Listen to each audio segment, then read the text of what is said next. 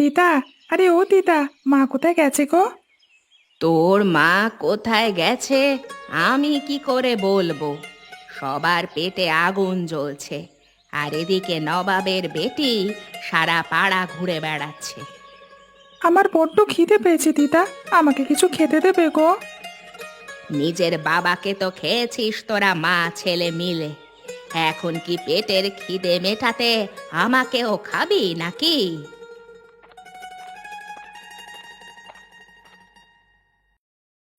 এ কেমন কথা বলছেন আপনি মা? এইটুকু একটা বাচ্চা ছেলে, ওকে এভাবে কথা না শোনালেই কি নয়? না নয়, আমার ছেলেকে তো তোমরা মেরে ফেলেছো, এখন আমাকে অনাহারে রেখে মারবে দেখছি।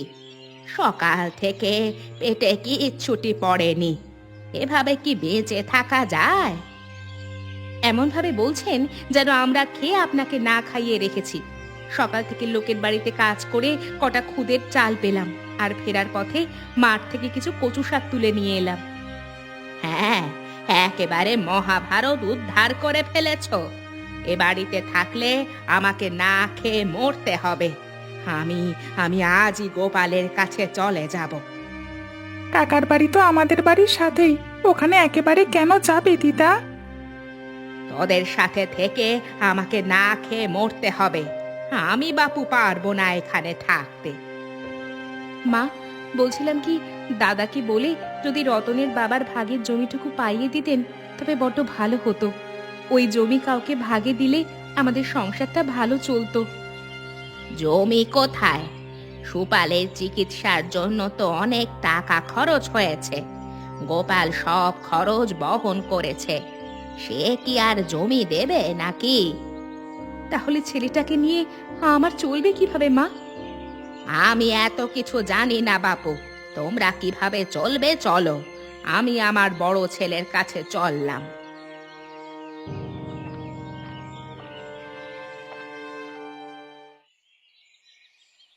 ননি, অননি, বলি এবার ওঠ মা ঘুম থেকে। পড়ে পড়ে আর কত ঘুমোবি? স্কুলে যেতে হবে তো। কি হয়েছে মা? সকাল সকাল এভাবে ডাকছো কেন আমায়? বলি, এত বেলা করে যে ঘুমোস, সকালে উঠে স্কুলে যাবে কে শুনি? আজকে আমার স্কুল বন্ধ, তাই ভাবলাম একটু বেলা করে ঘুম থেকে উঠবো। তোমার জন্য কি আর তা হলো? কেন রে, আজকে স্কুল বন্ধ কেন?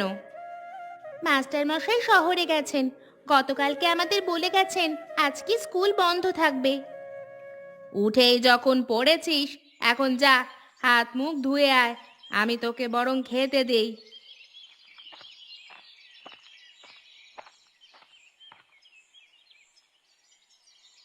গিন্নি, আরে ও গিন্নি, সকালবেলা কিছু রান্না করেছো নাকি?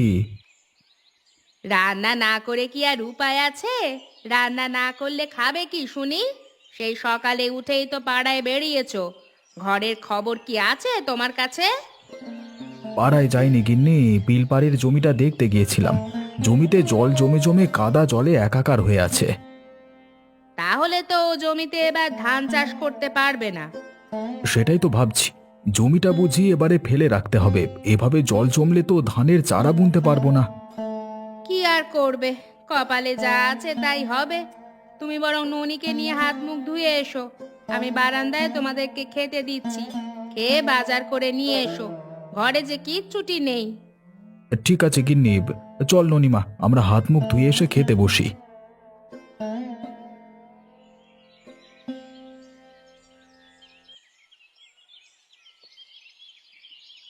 ধুলো ময়লা নিয়ে এভাবে খেলা করিস নে মা, রোজ রোজ জামা কাপড় নোংরা করে ফেলিস। এগুলো পরিষ্কার করতে আমার বুঝি কষ্ট হয় না? তো কি করব শুনি? আমাকে তো কোথাও তুমি খেলতে যেতে দাও না, একটু কাকিমার কাছে যেতে চাইলেও যেতে দাও না।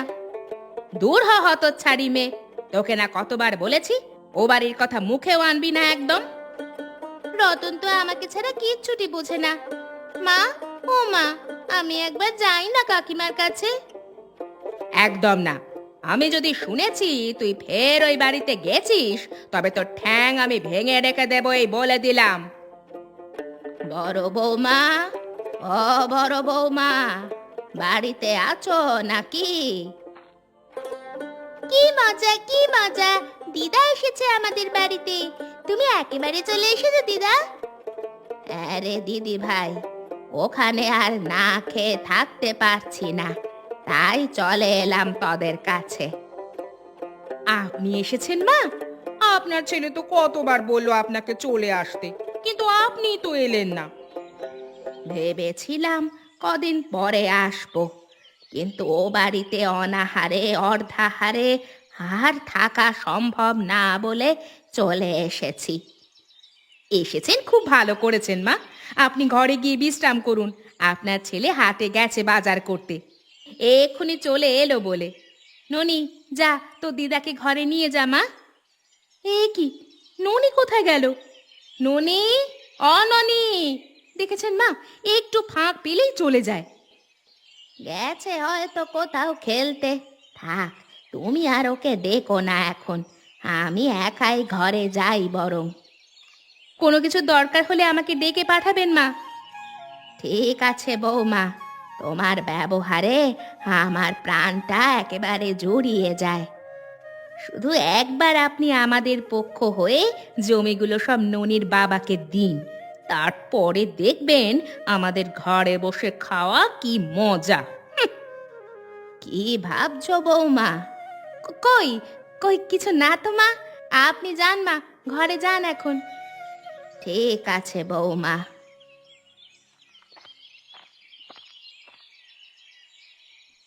রতন, বাবা রতন, এখন আর খেলা করতে হবে না বাবা, এইদিকে আয়, খেয়ে নে।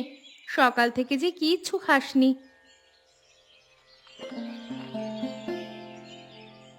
মা, ও মা, দিদা কি আর আমাদের সাথে থাকবে না? দিদা কি একেবারে চলে গেছে? হ্যাঁ রে বাবা, গেছে, ভালো করেছে। এখানে অনাহারে থেকে কি করবে বল বাবা? আমরা নিজেরাই না খেয়ে থাকি, তার উপর তিনি বৃদ্ধ মানুষ, এভাবে না খেয়ে থাকলে অসুস্থ হয়ে যাবেন যে। দিদার জন্য আমার খুব মন খারাপ করছে মা। চলো না দিদাকে একটু দেখে আসি। যাব বাবা, কাল সকালেই তোর জ্যাঠার কাছে একটু দরকারে যাব, তখন না হয় তোর দিদাকে দেখে আসিস। ঠিক আছে মা। এখন যা বাবা, হাত মুখ ধুয়ে আয়, আমি বরং তোকে নিজের হাতে খাইয়ে দেই। কাকিমা, ও কাকিমা। আরে ননি মাঝে, তুই কখন এলি রে? এই তো এখনই এলাম, দিদা গেছে আমাদের বাড়িতে, দিদা আর মা গল্প করছিল, সেই সুযোগে আমি চলে এসেছি তোমার কাছে। তুই কেন লুকিয়ে আসতে গেলি মা? বড়দি জানতে পারলে যে তোকে বকা দেবে। ননি দিদি, ও ননি দিদি, আজকে তুমি আমাদের সাথে থাকবে গো? আমরা দুজনে একসাথে অনেক খেলা করবো আজকে। না বাবা, ননি বেশিক্ষণ থাকলে বড়দি আবার ওকে খুঁজতে চলে আসবে। এখন আয়, তুই খেয়ে নে বাবা। কি খাবে গো কাকিমা? ওই তো খুদের ভাত আর কচু শাক রে মা, গরিবের ঘরে এর থেকে ভালো অন্ন যে আর জোটে না। আমিও খাবো তাহলে তোমাদের সাথে, তোমার হাতে খেতে আমার খুব ভালো লাগে কাকিমা। বেশ, তাহলে রতনের সাথে হাত মুখ ধুয়ে আয়, আমি বারান্দায় গিয়ে বসলাম, তোরা এলেই আমি তোদেরকে খাইয়ে দেব। ঠিক আছে কাকিমা, চল রতন, আমরা হাত মুখ ধুয়ে আসি। চলো দিদি।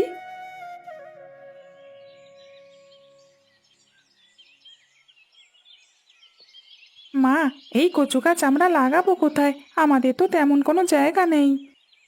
সেটাই ভাবছি, তোর বাবার ভাগের বলে তো নিয়ে এলাম, কিন্তু এখন এত চারা গাছ কোথায় লাগাই বল দেখি বাবা? বাড়ির পেছনে লাগিয়ে দিলে কেমন হয় মা? বাড়ির পেছনে সব জায়গা তো আমাদের নয় রে বাবা, কিছু জায়গা তো রমা দিদিদের। ওখানে গাছ লাগালে আর বাড়িতে টেকা যাবে না রমা দিদির চোপার জন্য। তাহলে এখন এতগুলো চারা গাছ কি করবে মা? দেখি কি করা যায়। হ্যাঁ বৌমা, ও বৌমা, বাড়িতে আছো নাকি তুমি? আরে হারান কাকা, তুমি এসো এসো, তা এতদিন বাদে কি মনে করে এলে গো? আরে আমি তো বাড়িতে ছিলাম না বৌমা, গিয়েছিলাম মেয়ের বাড়িতে, আর বাড়ি ফিরে দুঃসংবাদটা শুনি চলে এলাম। সুফল ছেলেটা বড্ড ভালো ছিল গো। ভালো মানুষের আয়ু কম গো কাকা, লোকটা চলে গিয়ে আমাদের কপাল পুড়েছে, ছেলেটাকে নিয়ে এখন অনাহারে দিন যাচ্ছে। সুপল কিছুটা টাকা রেখে গিয়েছিল আমার কাছে, মূলত সেই টাকাটা দিতে এসেছি আমি। তা বলেছিল এই টাকাটা দিয়ে জমি চাষের কাজে লাগাবে। জমি চাষের কাজে লাগানোর আগেই যে লোকটা মারা গেল কাকা, এখন এই টাকার আর কোনো মূল্য নেই। তবু এই টাকা তুমি কাজে লাগাবে মা, কখন কি কাজে লাগে বলা যায় নাকি? তুমি বরং এই টাকাটা রেখে দাও। মা, ও মা, এই টাকা দিয়ে আমাকে নতুন জামা কিনে দেবে গো মা? হ্যাঁ বাবা, দেব। এখন যা, তুই খেলা কর গিয়ে। আমি এখন আসি বৌমা, যদি কখনো কোনো কিছুর প্রয়োজন হয় তবে আমাকে জানিও কেমন? কাল একটু আমার সাথে বিলপাড়ের জমিটাতে যাবে তুমি কাকা? কেন রে মা, কি হয়েছে? সেখানে গিয়েই সব বলবো তোমায়। ঠিক আছে, তাহলে আমি এখন আসি গো বৌমা। আচ্ছা, এসো কাকা।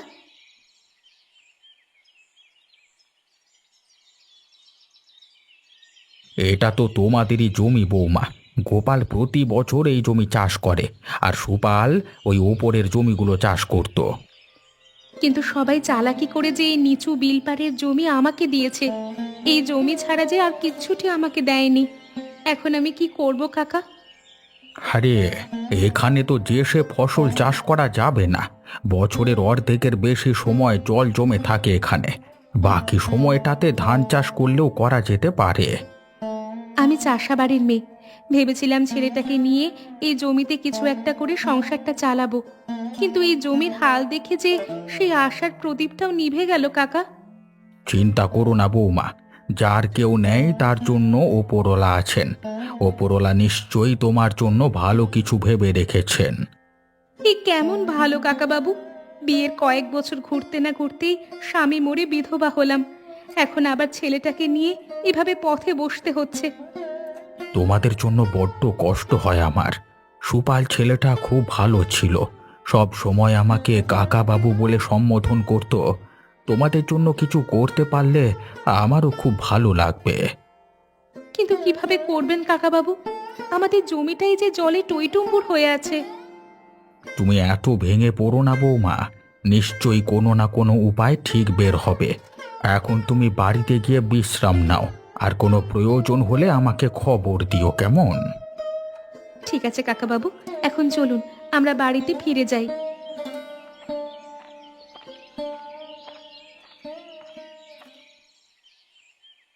মা, ও মা, আমার যে খুব খিদে পেয়েছে, তুমি সকালে কিছু রান্না করনি?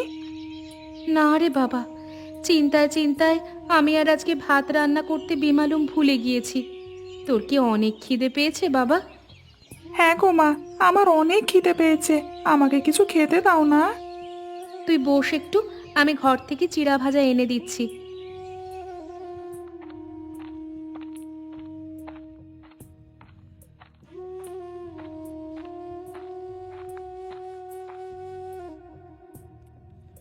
এই নে বাবা, সকালটা এই খেয়েই পার কর, একটু বাদেই আমি দুপুরের রান্না বসিয়ে দেব। কাকিমা, ও কাকিমা, কি করছো গো তুমি? কি আর করবো রে মা, অভাগীর যে কপাল পোড়া, যেদিকে যাই সেদিকেই আশার প্রদীপ জ্বলতে জ্বলতেও নিভে যায়। কি হয়েছে আমায় খুলে বলো কাকিমা, তোমাকে অমন মনমরা দেখাচ্ছে কেন? তোর বাবা আমাদেরকে যে বিলপাড়ের জমিটা দিয়েছে, ওটাতে যে জলের টইটুম্বুর অবস্থা মা।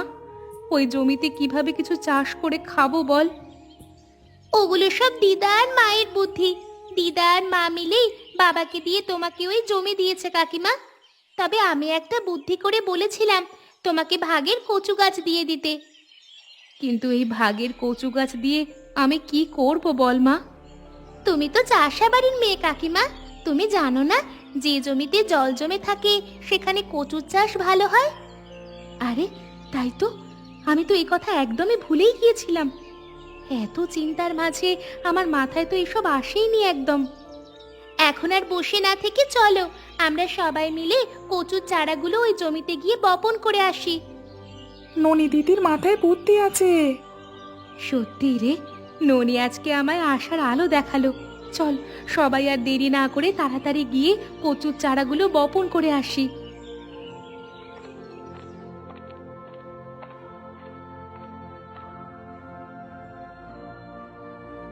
দেখেছো মা, আমাদের এই কমাসের কষ্টে আমাদের কচুর কত ভালো ফলন হয়েছে। সবই হয়েছে আমার ননি মায়ের জন্য। আমার ননি মা যে খুব বুদ্ধিমতী। ননি সেদিন বুদ্ধি না দিলে আজকে এত কিছু হতোই না। আমি তোমাকে আর আমার ভাইকে অনেক ভালোবাসি কাকিমা। এবারে গ্রামে যে আকাল লেগেছে তাতে করে অনেকেই না খেয়ে মরবে। আমি চাইনি তোমাদেরও এমন অবস্থা হোক, তাই তো সব সময় তোমাদের সাহায্যে ছুটে এসেছি। কিন্তু মারে, তোদের বাড়িরও তো অবস্থা খুব খারাপ। দাদার যে এইবারে সব ফসল নষ্ট হয়ে গেছে। একেই বলে কর্মফল। মা আর দিদার কথা শুনে বাবা তোমাদের সাথে অনেক খারাপ করেছে, সেজন্যই বিধাতা তাদের এভাবে শাস্তি দিল। থাক মা, এভাবে বলতে নেই। হারান কাকা তো বলল সকাল সকাল চলে আসবে, কিন্তু এখনো এলো না কেন? ওই তো হারান দাদু চলে এসেছে, কিন্তু সাথে ওটা কে মা? আমিও তো জানি না রে বাবা। আমাকে আপনারা চিনবেন না, আমি শহরে সবজির ব্যবসা করি। হারান কাকাই আমাকে খবর দিয়ে এলেন আপনাদের সবজি কিনবার জন্য। তোমাকে যে কি বলে ধন্যবাদ দেব কাকা বাবু। তুমি ছিলে বলেই আমি একা একা এতটা পথ লড়াই করার সাহস পেয়েছি। গ্রামে এবারে যেভাবে আকাল লেগেছে, কেউ এই সবজি কেনবার সামর্থ্য রাখে না। তাই ভাবলাম তোমার সবজিগুলো শহরে পাঠানোর ব্যবস্থা করি। প্রাকৃতিক উপায়ে আপনাদের কচুর চাষ আমার খুব ভালো লেগেছে। এই সবজি শহরে অনেক চাহিদা। আমি আপনাদের সব কচু দ্বিগুণ দামে নিয়ে যেতে চাই। এখানে আপনাদের আজকের টাকা সহ অগ্রিম আরও কিছু টাকা আছে। কিছুদিন বাদে আমি আবার এসে কচু নিয়ে যাব। আজকে চলি তাহলে, কেমন? আমিও আসি মা, আবার পরে আসবো ক্ষণ।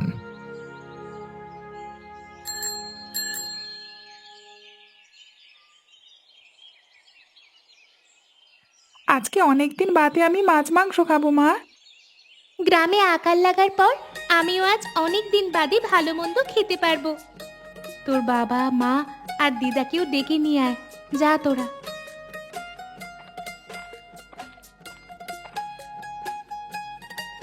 আমাদের আর ডাকতে হবে না বৌমা, আমরা নিজেরাই চলে এসেছি তোমার কাছে। আমাকে তুমি ক্ষমা করে দাও বৌমা। বিপদের সময়ে তোমাদেরকে একা ফেলে রেখে চলে যাওয়া আমার ঠিক হয়নি। ছি ছি, কি বলছেন মা এসব? আপনি গিয়ে আমাকে আরো চিন্তামুক্ত করেছেন। আপনি বৃদ্ধ মানুষ, না খেয়ে কি আর আমাদের মতো থাকতে পারতেন? কিন্তু আমরা তো ভুল করেছি ছোট বউ। তোমার দিদি আর মায়ের কথা শুনে আমি তোমাকে ওই জলে ভরা জমি দিয়েছি। ভালো জমি নিয়েও আজকে আমি নিঃস্ব। হ্যাঁ রে ছোট, আমাদেরও তুই ক্ষমা করে দে বোন। আপন মানুষদের কাছে আবার ক্ষমা কিসের দিদি? আর বড়দা, আপনি ওই জমি না দিলে আজ আমার কচু চাষ করা হতো না। শুধু কি জমির জন্য হয়েছে নাকি? আমি যদি কাকিমার ভাগের কচু গাছের কথা না বলতাম তবে কি আর এসব হতো নাকি? হ্যাঁ রে মা, তুই ছিলি বলেই আমার আজকে সব হয়েছে।